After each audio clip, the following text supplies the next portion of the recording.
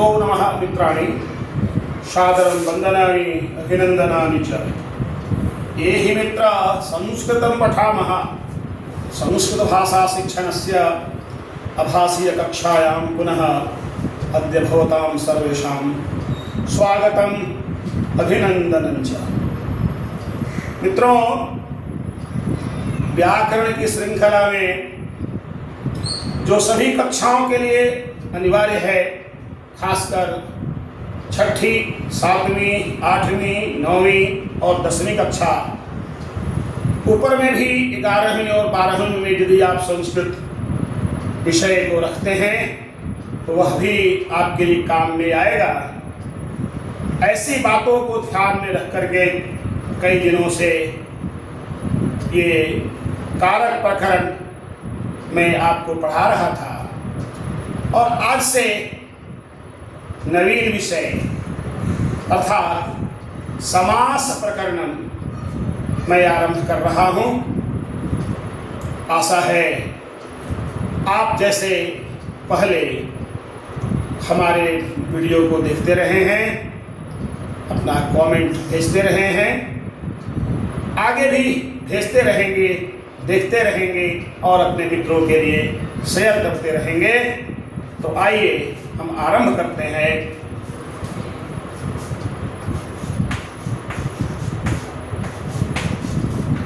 समास प्रकरणम।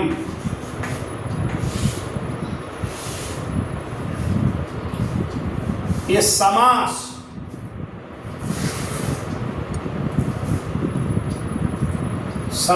कहते किसे हैं? इस समास की परिभाषा क्या है? तो पाणिनि ने लिखा है,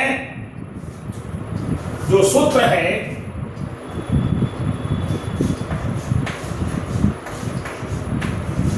समसनम समासः।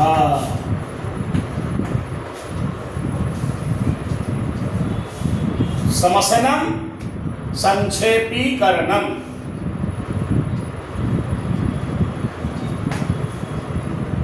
आपस में मिलकर एक हो जाना,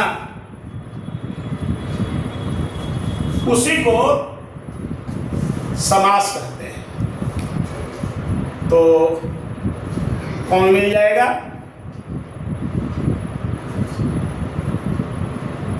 ये समास में मिलते कौन हैं? इसी को थोड़ा सा एक और विचार जो आया है और थोड़ा स्पष्ट कर दूं। दूसरा कहा एक पदी भाव समासः। एक पदी भाव, एक पदी भावः समासः। अर्थात एक पद हो जाना समास है। एक पदी भावः यानी कई पद जब आपस में मिल जाते हैं तो उस मिलन को समास कहते हैं। एक थोड़ा सा ध्यान देने की आवश्यकता है। जहां संधि में हमने पढ़ा था कि संधि में वर्णों का मेल होता है, किंतु समास में पदों का मेल होता है। यही संधि और समास में अंतर भी है। संधि में वर्णों का मेल और समास में पदों का मेल। तो यानी ये परिभाषा ही बता रही है कि एक नहीं, कम से कम 2, 3, 4 ऐसे जो सार्थक पद हैं, वो जब आपस में मिल जाते हैं तो उस मिलन को हम समास कहते हैं। तो समास को समझने के लिए कुछ जो और भी बातें हैं उस पर ध्यान देने की आवश्यकता है। क्या है? समास कहाँ होगा? तो परस्पर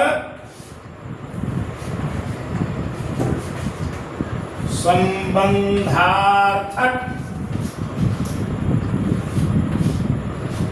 जो पद हैं उनमें परस्पर संबंध होना चाहिए पदों में, तब जा करके वहां पर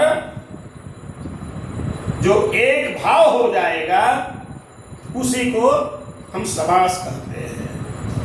दूसरी बात कि पद है तो हम जानते हैं कि पद भी दो प्रकार के होते हैं, सुबंत और तिंगंत। तो सुबंत के प्रत्यय से युक्त, सुबंत के प्रत्ययों से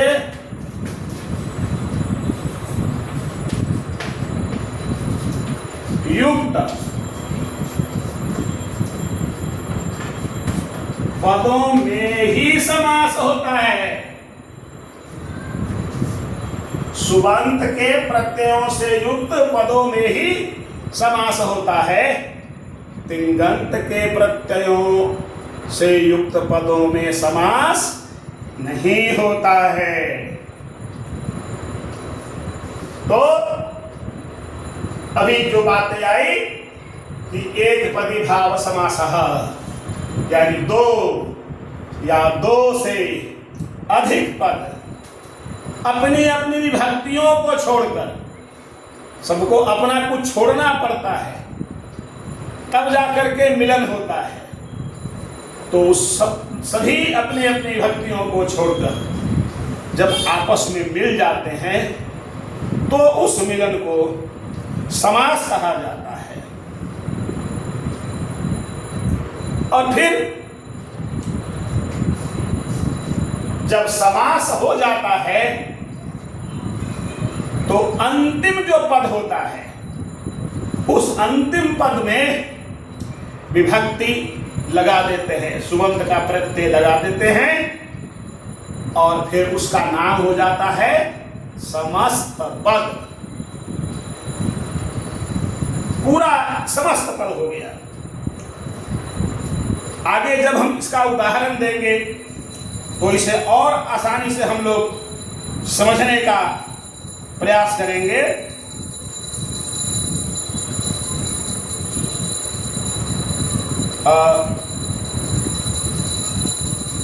समास करने के लिए कम से कम दो पद आवश्यक है। यदि दो पद नहीं होगा तो वहां समास नहीं होगा। और उस दो पद को हम लोग कहते भी हैं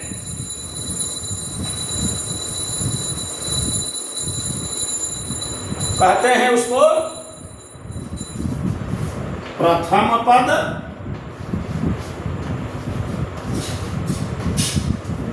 या पूर्व पद भी इसको हम कह सकते हैं, पूर्व पद और उत्तर पद।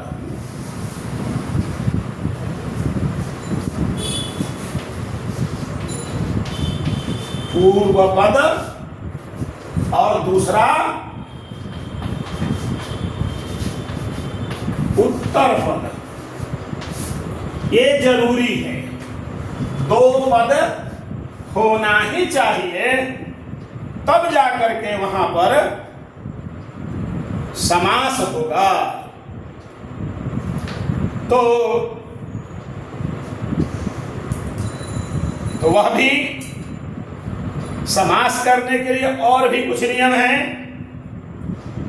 कि परस्पर अन्वय होना चाहिए, परस्पर संबंध होना ही चाहिए। यदि पदों में परस्पर संबंध नहीं है तो वहां पर समास नहीं होगा। केवल पद ऐसे ही लिख दिए, संबंध नहीं हुआ, तो वहां समास नहीं बनेगा। इसे हम उदाहरणों के द्वारा समझने का प्रयास करेंगे। तो आइए हम पहला उदाहरण लेते हैं।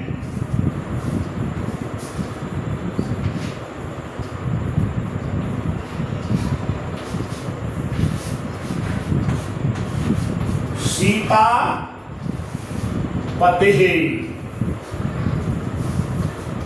यह समस्त पद है। सीता पति ये समस्त पद है।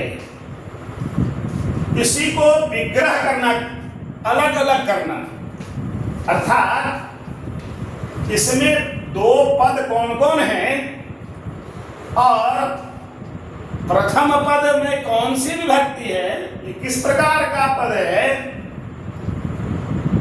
और द्वितीय उत्तर पद में क्या है, इस दोनों को अलग अलग कर देना, विग्रह करना ही समास विग्रह कहलाता है।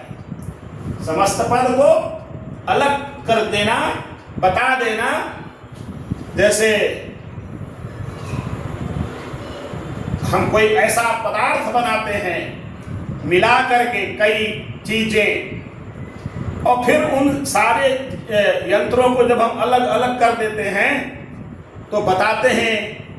जैसे कंप्यूटर वाले ये कहते हैं कि ये देखिए, ये कीबोर्ड है, ये माउस है, ये मदरबोर्ड है, इसमें लगा हुआ है, और ये देखिए ये स्क्रीन है, आदि आदि उसके सारे उपकरणों की चर्चा करते हैं। सबको मिला करके तब होता है कंप्यूटर, संगणक। उसी तरह से ये जो समस्त पद बना है, तो इसमें कौन कौन से पद हैं, उसका हमको विग्रह करना है। तो विग्रह क्या होगा? सीतायाः पतिः,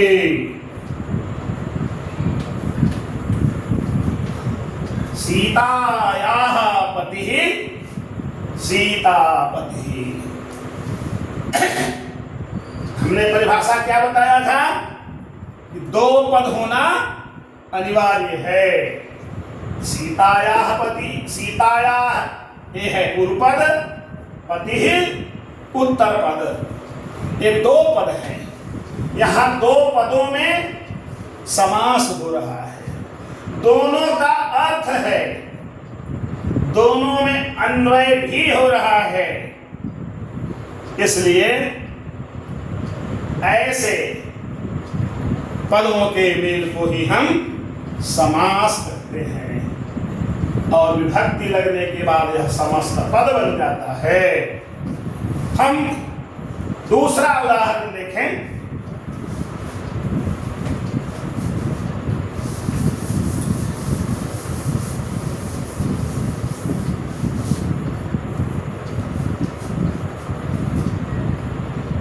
समस्त पद है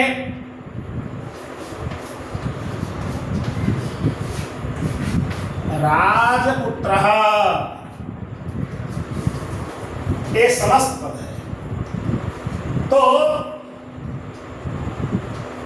इसमें कौन कौन से पद मिले हुए हैं, तो उसको हम अलग करेंगे, उसका विग्रह करेंगे, और तब आगे होगा राज्यः पुत्रः,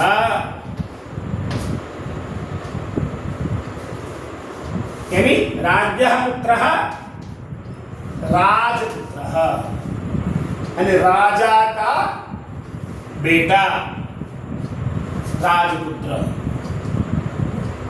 और भी उदाहरण हम देख सकते हैं।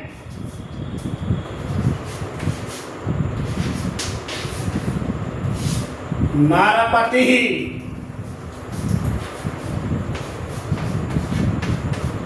नराणां पतिः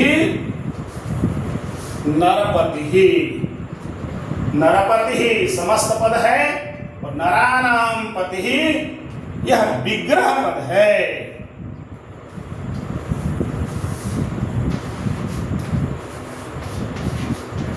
महापुरुषः,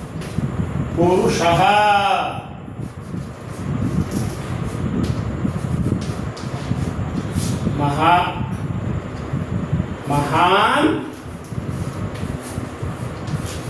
पुरुषः, महापुरुषः। इसी तरह से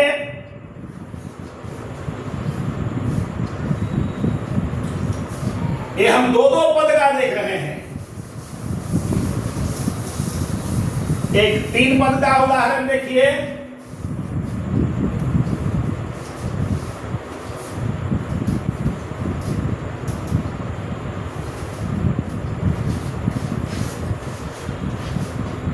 हरिश्च हरश्च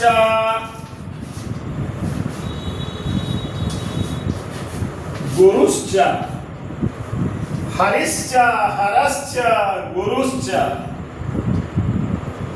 ये विग्रह पद हो गया। इसका समस्त पद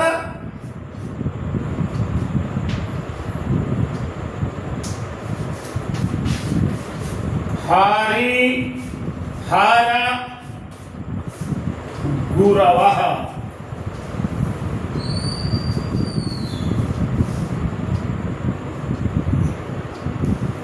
हरिहर गुरवः, हरिहर गुरवः, हरिश्च हरश्च गुरुश्च हरिहर गुरवः, ये बनेगा। तो इन सब उदाहरणों में हमने देखा कि 2 सार्थक पद अपनी विभक्ति को छोड़कर, 3 सार्थक पद अपनी विभक्ति को छोड़कर आपस में मिल जा रहे हैं।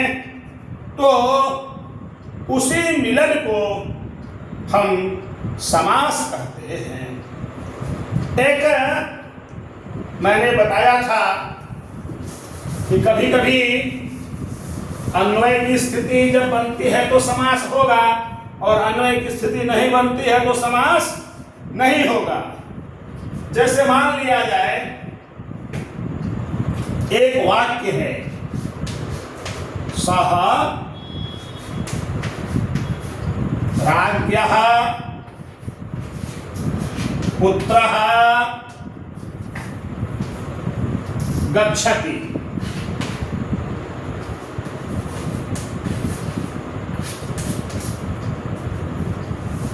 तो यहां क्या होगा, जब हम वाक्य का प्रयोग करते हैं तो संधि और समास संस्कृत भाषा के आभूषण हैं, अलंकार हैं, तो उसका भी उपयोग हमको करना चाहिए। इसलिए राज्ञः पुत्रः न लिख करके हमको लिखना चाहिए सह राजपुत्रः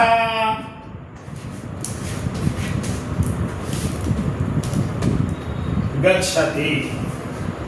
सह राजपुत्रः गच्छति, वह राजा का पुत्र जाता है। ये राज्ञः पुत्रः में अन्वय है, अन्विति है। तो हम इसे कह सकते हैं कि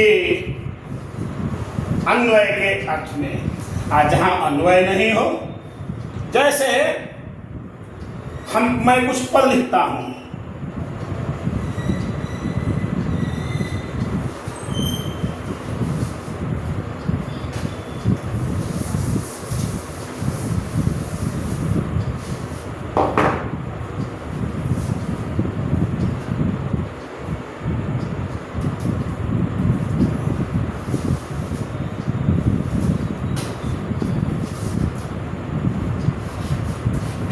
भवति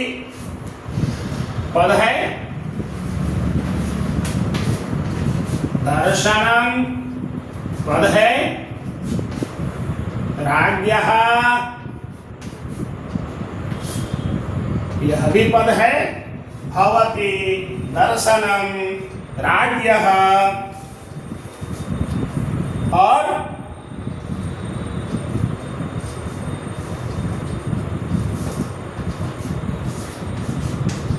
पुत्रः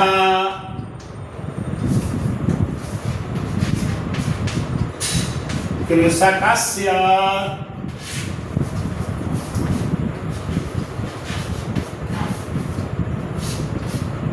गच्छति। तो जब परिभाषा बता रहा था तो उस समय कहा था कि दो या दो से अधिक पद अपनी अपनी विभक्तियों को छोड़कर जब आपस में मिलेंगे तो उस मिलन को समास कहते हैं, किंतु सार्थक मिलन हो चाहिए, पद भी सार्थक होना चाहिए। आगे बताया परस्पर अन्वय होना चाहिए। तो अब यहां पर देखिए, एक तो आ गया भवति, तिंगंत का है, तो तिंगंत में तो समास होता रहे। ये भी गच्छति आ गया इधर, तो इसमें तो समास होगा नहीं। अब पद यहां बच गया दर्शनम राज्ञः पुत्रः कृषकस्य। ये जानने के लिए जो क्रियापद है, उस क्रियापद को ध्यान में रख करके प्रश्न करिए। यदि उत्तर जहां मिले वही वह कर्ता कहलाएगा। यदि उत्तर नहीं मिलेगा तो कोई प्रधान चाहिए। प्रधान पद कौन होगा? जैसे गच्छति, कह गच्छति, तो उत्तर आएगा क्या? पुत्रः गच्छति, पुत्रः गच्छति। शेष और किसी के साथ कोई मेल नहीं होने वाला है। एक कृषकस्य भी होगा। हाँ, ये हो सकता है कि कृषकस्य पुत्रः, ऐसा यदि लिखा हुआ होता तो, नहीं तो कृषकस्य गच्छति, ये बनेगा ही नहीं। पुत्रः गच्छति। यहाँ है दर्शनम राज्ञः पुत्रः कृषकस्य, चार पद हैं, तो इन चारों पदों में आपस में अन्विति नहीं है। इसलिए अन्विति के अभाव में, यानी अन्वय रहित होने के कारण यहां समास नहीं होगा। तो इस प्रकार से हम समास की परिभाषा को जाने। कई उदाहरण भी आपने देखा तो आपको लगता होगा कि कई प्रकार के उदाहरण आ रहे हैं। तो इसीलिए पाणिनि ने समास को बांट दिया, समस्त पदों को ध्यान में रख करके। तो मुख्य रूप से समास के भेद कितने होंगे, कितने प्रकार का समास होता है? तो जो प्रमुख है हम लोग उसका प्रायः प्रयोग करते हैं, लेकिन व्याकरण शास्त्र में जो लिखा गया है हमको उसको भी जानना चाहिए।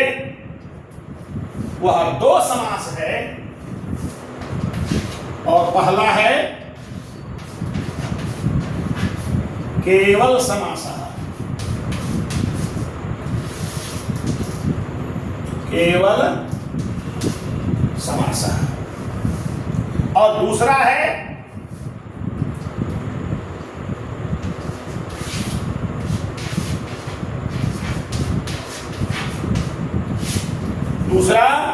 विशेष समासः।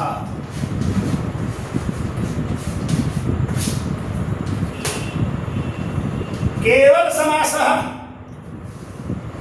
प्रयोग में कभी कभी आ जाता है। इसका एक उदाहरण देख लीजिए, बहुत ज्यादा नहीं मिलता है। पूर्वं भूतः, पूर्वं भूतः क्या होगा? भूत पूर्वः। ये भूतपूर्वः केवल समास का उदाहरण है।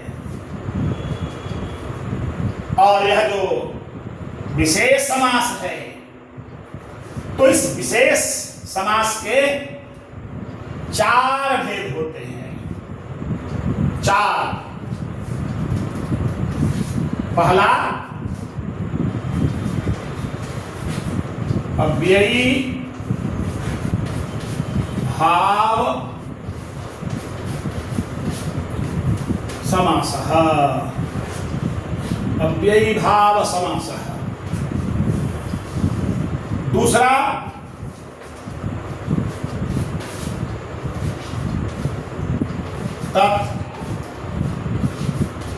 तत्पुरुष समासः। और तीसरा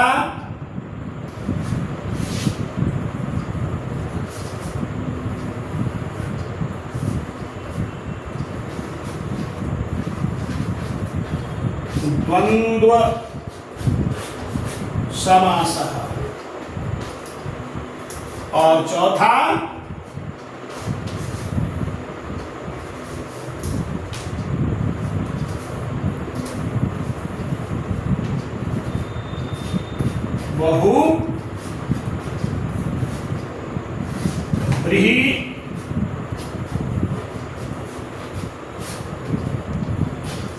बहुब्रीहि समासः। तो ये विशेष समास के ये 4 भेद हैं। इन चारों भेदों को हम क्रमशः आगे की कक्षा में समझने का प्रयास करेंगे, सूत्र के साथ, परिभाषा के साथ। तो आज की इस कक्षा में इतना ही। कल मिलते हैं अव्ययी भाव समास को लेकर। आप भी अपनी तैयारी रखिए। आपके पास जो भी व्याकरण की पुस्तक है, वैसे विद्या मंदिर प्रकाशन से संस्कृत सुबोधिनी या सरस्वती शिशु मंदिर प्रकाशन से भी संस्कृत सुबोधिनी ये प्रकाशित होती है। और प्रायः उत्तर बिहार, दक्षिण बिहार और झारखंड के सभी विद्यालयों में संस्कृत व्याकरण के रूप में इसकी पढ़ाई होती है। आप उसमें भी इसको देख सकते हैं। तो फिर मिलते हैं कल अव्ययी भाव समास के साथ। आप स्वयं भी पूरी बात को देखें, समझें, अनेक उदाहरणों के साथ अभ्यास करें, लाइक करें, शेयर करें और मित्रों को भी सब्सक्राइब करने के लिए प्रेरित करें। आज के लिए इतना ही। नमो नमः। पुनर्मिलामः।